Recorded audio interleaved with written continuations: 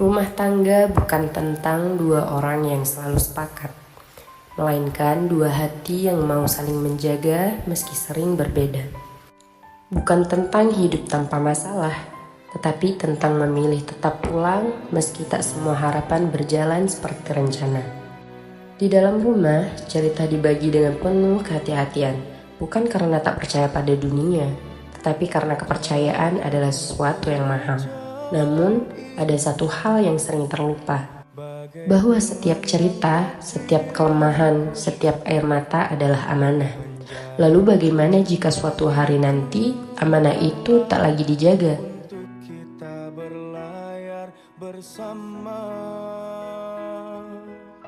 Rasulullah Shallallahu Alaihi Wasallam pernah menyampaikan sebuah rahasia kepada salah satu istrinya, dengan harapan rahasia itu dijaga sepenuh amanah. Namun, rahasia itu berpindah hingga akhirnya sampai kepada istri beliau yang lain. Bukan skandal besar, tetapi cukup untuk mengguncang kepercayaan di dalam rumah tangga Nabi Shallallahu Alaihi Wasallam. Quran Surah At-Tahrim ayat 3 menggambarkan sikap Nabi Shallallahu Alaihi Wasallam ketika beliau mengetahui rahasia itu telah tersebar. Beliau tidak membuka semuanya, tidak pula meluapkan kekecewaan. Dengan bijaksana, sebagian teguran disampaikan, sementara sebagian lainnya disembunyikan. Dari sikap itu, Al-Quran mengajarkan adab yang luhur. Menutup aib pasangan bukan tanda kelemahan, melainkan wujud cinta yang bertanggung jawab dan penuh kasih.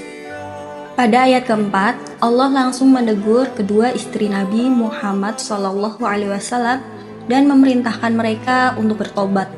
Teguran itu disampaikan dengan bahasa yang halus namun tegas. Hati kalian telah condong.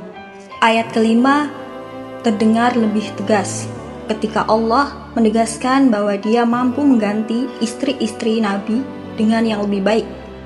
Namun yang dimaksud lebih baik bukanlah soal kecantikan, nasab, atau kedekatan dengan Nabi. Ukuran lebih baik di sisi Allah adalah iman, ketaatan, ketulusan, dan kesiapan untuk terus bertumbuh secara spiritual dalam perjalanan menujunya. Jadi Al-Quran tidak hanya turun untuk mengatur ibadah dan hukum publik, tetapi juga menembus ruang paling privat, yaitu rumah tangga. Bahkan rumah tangga Rasulullah SAW yang paling mulia pun tidak dibiarkan berjalan tanpa bimbingan wahyu. Penting sekali diingat bahwa Quran Surah At-Tahrim ayat 3 sampai dengan 5 hadir bukan untuk membuka aib keluarga Nabi, melainkan menjadikan rumah tangga beliau sebagai pelajaran etik yang bersifat universal. Di dalamnya Allah mengajarkan bagaimana menjaga rahasia, mengelola konflik, menyampaikan teguran, dan menumbuhkan kesetiaan dalam pernikahan. Jadi penafsiran Fakhruddin Ar-Razi dalam kitab Mafatihul Ghaib membaca ayat-ayat ini bukan sebagai kisah sensasional, tetapi sebagai kurikulum ilahi tentang adab berumah tangga, sebuah pengingat bahwa cinta tidak cukup hanya dengan perasaan, tetapi harus dijaga dengan iman, tanggung jawab, dan akhlak yang terus dibina.